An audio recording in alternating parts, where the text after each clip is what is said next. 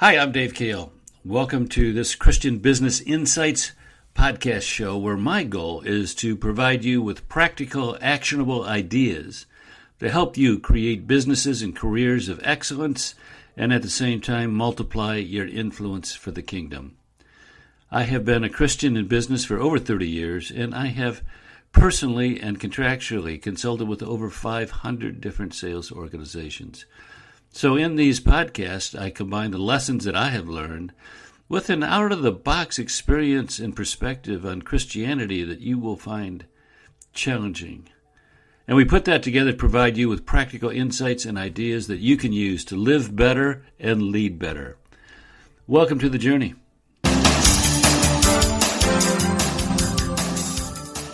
Hi, this is Dave. So here's a question that I think every Christian professional, every Christian business person, every Christian in the marketplace, sooner or later has to confront and resolve. And the question is this: is business, your career, is it just about making money? Just about making money? Well, this, most deceptive ideas contain a grain of truth, and this one does too. Business is about making money, but it is not just about making money. So let's dig into this. From a worldly perspective, businesses are formed to provide for the economic security of the folks who own and work in that business by providing goods and services that are valuable to their customers. And it does that by providing goods and services for money. Money then becomes one of the keys to any business. A business that does not create sufficient income is not going to stay in business for long. The problem, though, arises when business people focus solely on money as the rationale for the business. And when they do that, they miss all the other incredible benefits that accrue to them, their employees, their families, their customers, and to society in general. Business doesn't necessarily have to create profits, but it does need to be sustainable. In other words, money is important. It's a core reason for starting a business, but profits aren't nearly as important as sustainability, and profits aren't just for the purpose of buying the business owner a better car or a bigger home. As we saw in the parable of the bags of gold, reinvesting in the growth of the business is a biblical strategy. Profits fund and empower growth, and that's a good thing. Unfortunately, our popular culture promotes a distorted picture of the purpose of a business. The media, of course, glorifies the self-made millionaire. Wall Street awards huge bonuses to those who reach revenue goals. And CEOs are awarded obscene bonuses for achieving quarterly results in publicly held companies. The emphasis on making money has never been more pronounced or glorified. It is thus really easy for the Christian business person to react to the popular culture and define the success of the business solely in monetary terms. And when we believe the idea that business is just about money, then we never see the powerful entity for good that a biblical business could be, because we never look for it. In the research that I did for the Good Book on Business, by the way, I'll put a link in my show notes to the Good Book on Business. It is just what it said. It's me researching in the Bible what the Bible has to say about business. Okay. Anyway, in the research that I did, I discovered a number of benefits to a business run on the biblical model. So is it about money? Yes. Is it just about money? No. Here's some of the other benefits from the Bible that accrue to a business run on biblical principles. Of course, it provides for the economic security of its owners and employees, and that is one way that God meets his provision of his people through biblical businesses, through business. So, does it provide economics? Absolutely. That's one of its core benefits. What else? This is kind of interesting. A business accomplishes a God-given task. We know that God has prepared tasks for us to do, and one such task is a business.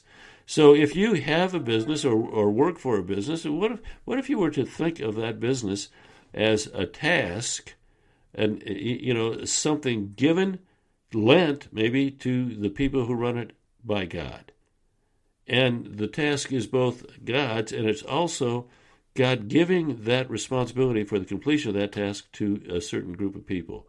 It comes from God. Your business model, your market, the business that you own or work in, comes from God. What else? Well, it provides a venue in which to interact with God. Listen to this now. And this is from the Bible. It's from the very beginning of Genesis. So you recall that God created Adam, put him in the garden, and gave him the charge to work and care for the garden. That was lifetime purpose for Adam and Eve. They're going to spend their whole lives taking care and working the garden. Okay, then God gives them a task out of that major purpose, a very specific task. Notice that it comes from God, and that is Adam, name the animals. And God says, I will work with you. I will bring you the animals, and you name them. And that set a precedent for how God works with mankind ever since. God gives us a task and then works with us to complete that task. And that means that work is a venue in which we interact with God. We engage with Him. We work with Him to complete the task that God gives us. And we see that throughout the Bible. I mean, it started with Adam, but just look at all the stories of the Bible. You see that over and over and over again. So that means that work or business is a venue in which to interact with God. As a matter of fact, it's the first venue in terms of sequence. That was God's first venue to have a relationship with mankind in work. Okay, what else? Well, a biblical business provides a means of growing closer to God. There's just something about the ebb and flow and the constant decisions and all the adversity and all the things that you face when you run a business that you just are just forced to turn to God. I've often said, if you want to get closer to God, start a business. Because it will force you into a closer relationship with God. You want His help. You're praying to Him all the time. And it just creates a closer relationship with God. That's a benefit of a biblical business. What else? Here's another one. I've never seen anybody talk about this. A business provides a venue for the application of spiritual gifts. Okay, so I'm not going to go through the whole thing about spiritual gifts right now, but every Christian's given spiritual gifts to use in the kingdom, and the first examples of the application of spiritual gifts were in the realm of business. And you say, no, what's that? Well, let's talk about Joseph. Remember Joseph, the coat of many colors? And he's taken to Egypt, and he has the first example of spiritual gifts when he's asked to interpret a dream for Pharaoh. And he says, I cannot, but God can. And then he proceeds to interpret the dream. So he says this is a gift from God, spiritual gift from God. I can't do it, but God's power vested in me, shown through me, will do it. So that's the first example of spiritual gifts. And then, of course, we have Bezalel, who was the craftsman, enabled by the spiritual power of God to be a craftsman and work with gold and jewels and all sorts of craft things. And it was Bezalel who built most of the tabernacle because it was a gift. His ability was a gift from God. He was a craftsman who was gifted in what he did. That's a business application. So business and work provides a venue for the application of spiritual gifts. What else? Well, it helps develop Christian character and raise up godly leaders.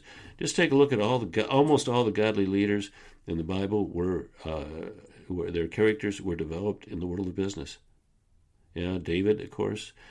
Think about David. He was working for his father, was out working for his father in his father's business when he was called. So was Saul. Saul was out on a task for his father's business. Jesus spent the first 30 years of his life working in business, as did Paul. On and on it goes. Just take a look at all the great leaders in the Bible they cut their character, they develop their character in the world of business. That means that your business has a responsibility to help develop Christian character. You see, it's more than just making money. What else? Well, a business provides a fertile ground for the expansion of the gospel. It's very few people really have thought about this, but a number, I believe 3 or 4 different instances in the New Testament, in the book of Acts, where the entire business was converted at one time. And of course, the greatest example is Lydia, but she's not the only one. Lydia was a merchant who dealt in purple and had a business, and it was converted to Christ, and her whole household, that means her whole business, converted with her. And so businesses, because they're entities, because they have relationships, because the people work together, that's a fertile ground for the expansion of the gospel. And we see multiple times in the New Testament where a business converted to Christ all at one time. What else? Oh, a business helps build stronger families, because in biblical businesses, the family gets involved and works with the head of the household to help build the business and thereby build stronger families. Here's another one: provides a venue for the exercise of God-given creativity. Yeah, so often our creativity expresses itself in business issues, business initiatives, and that is in God's plan. That's perfectly appropriate. Provides employees. Here's another one: provides employees and owners a set of relationships. Yeah, so a business has relationships among the employees and relationships with vendors and customers and so on. And so that's a place for people to build social skills and feel good about themselves as they do through a set of relationships that they are engaged in. And finally, and maybe not finally, but this is the last one in this podcast, biblical business provides employees and owners something larger than themselves to be engaged in. Yeah, there's something noble about lots of businesses, and if not yours, then make it that. Businesses provide something larger than themselves to pursue. So a business has, from the Bible, these are all biblical related, biblical founded ideas. A business has multiple purposes, way above and beyond just making money. Unfortunately, though, because the myth that business is just about making money has so thoroughly permeated our society and our religious establishments, we are just at the starting point of acknowledging the other function of the business. So I'm going to encourage you, go get the book, The Good Book on Business, Amazon, Barnes & Noble, wherever books are sold, The Good Book on Business, and dig into what the Bible has to say about business. I like to say your view of business will never be the same. See what the Bible has to say. I believe that the next few decades will see the concept that a biblical business is far more than just a money-making entity. I think we're going to see that just flourish in the next couple of years. So get in the trend, get on the bandwagon, begin to see your business as something far above and beyond just making money. That's the challenge for all of us, is to lead the way in that growing trend. We need to take the idea that business is just about money and throw it away, and understand that business is a bigger, powerful entity in the kingdom. Hey, before I go, I need to tell you about a new book. This not one of my new books, but there's a new sales management book packed with ways to energize your sales team, and it's from a fellow Christian author, Max Cates. Max is an acquaintance of mine and an associate, and its title is 4 Steps to Supercharge Sales Teams, by Max Cates, C-A-T-E-S, Max Cates. The book shows how servant leaders across the nation are reaching breakthrough sales, and it's available at Amazon Books and all other online booksellers. The 4 Steps to Supercharge Sales Teams. I think you'll like it. Max, again, is an acquaintance and an associate of mine, and he's a good guy. I recommend the book, 4 Steps to Supercharge Sales Teams. Okay? That's it. We're done. Bye-bye.